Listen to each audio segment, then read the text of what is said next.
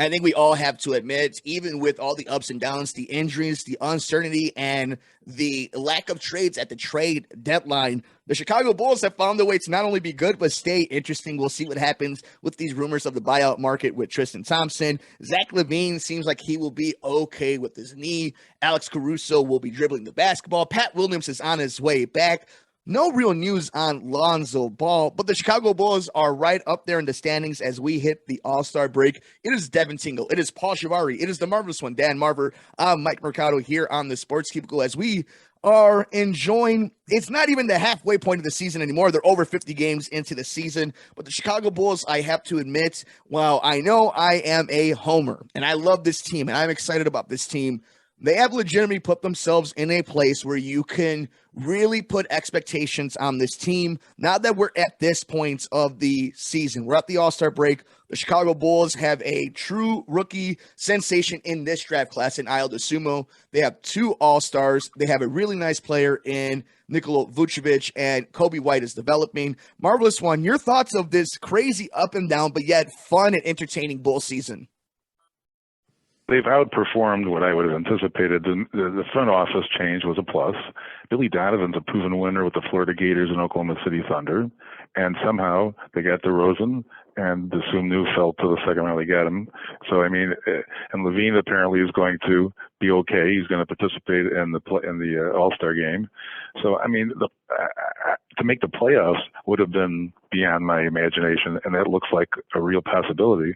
Although it does get kind of tight if you slip a little bit between, 4 and 8. But besides that, if they can hang in there, I think they, have an excellent chance to make the playoffs, which is my goal. I don't care about number 1, number 2. I just, in a short series, if the Rosen goes wild like he's been doing, even if the other teams focus on him, he can't be stopped. It's incredible. I mean, it's almost, not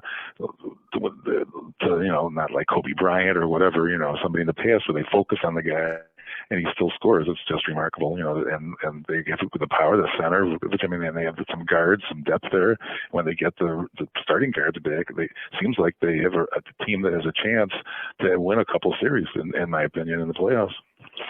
Marvelous one. It's funny, we don't want to, compare him to Kobe, but you know who we could compare him to? That is Wilt Chamberlain, because DeMar DeRozan, Debo, who scored 38 points, going 16 for 27 against the Sacramento Kings the last game before the All-Star break. That was 59% shooting, right?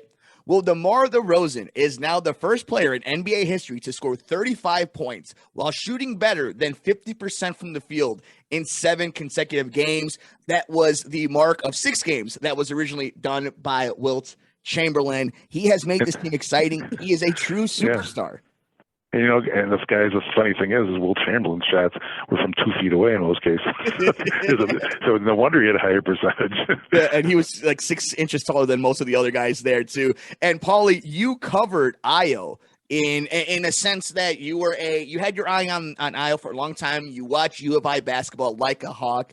To see him develop around these guys, to have these many minutes, but the young man is a professional. He is a student.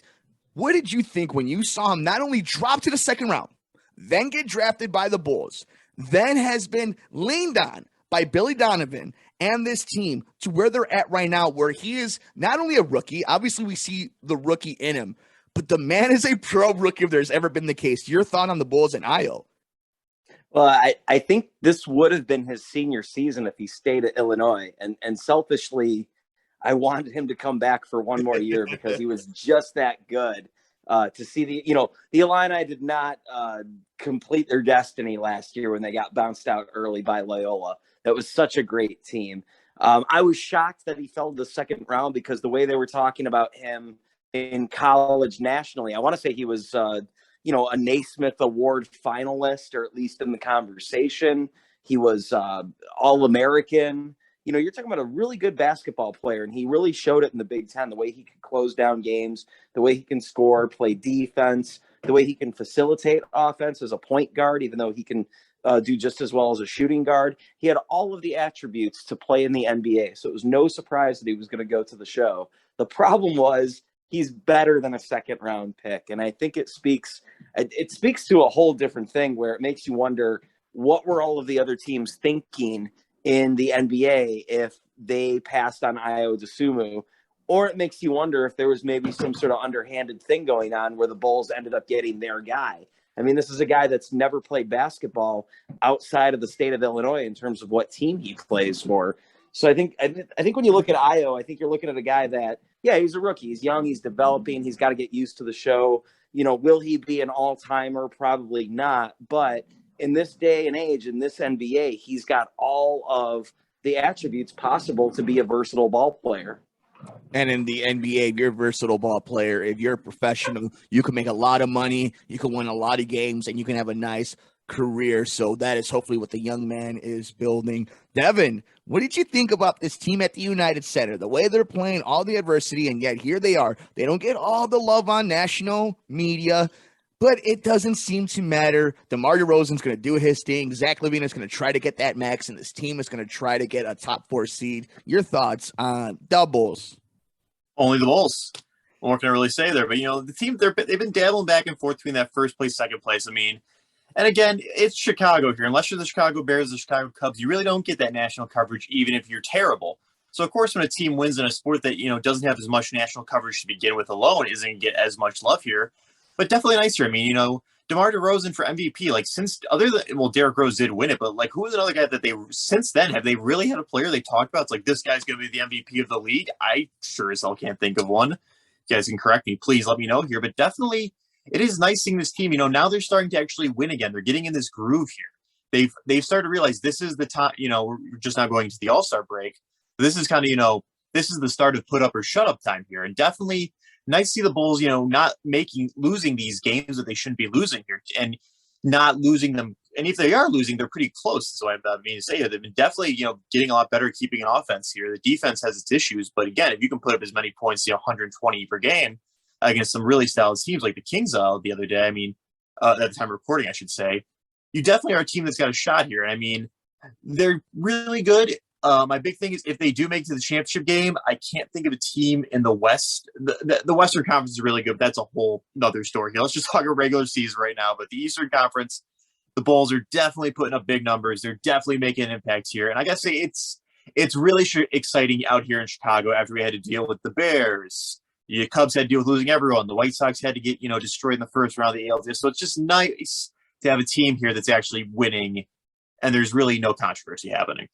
Yeah, and this is a different era of Bulls basketball. You're seeing it with AK, Mark Eversley, Billy Donovan. You've seen it with Michael Reinsdorf and not Jerry Reinsdorf, the way it was with John Paxson, Gar Forman, and Jerry. There was a lot of winning then. Derek won an MVP. The team went to the conference finals. There were good vibes on that team. They had LeBron and the Cavs on the ropes at one point. LeBron hit a big shot. They didn't win many games in that Heat series. And what I think the difference between those try-hard Bulls team with Derrick Rose dragging them along and Joakim Noah pumping people up, this Bulls team is full of professionals.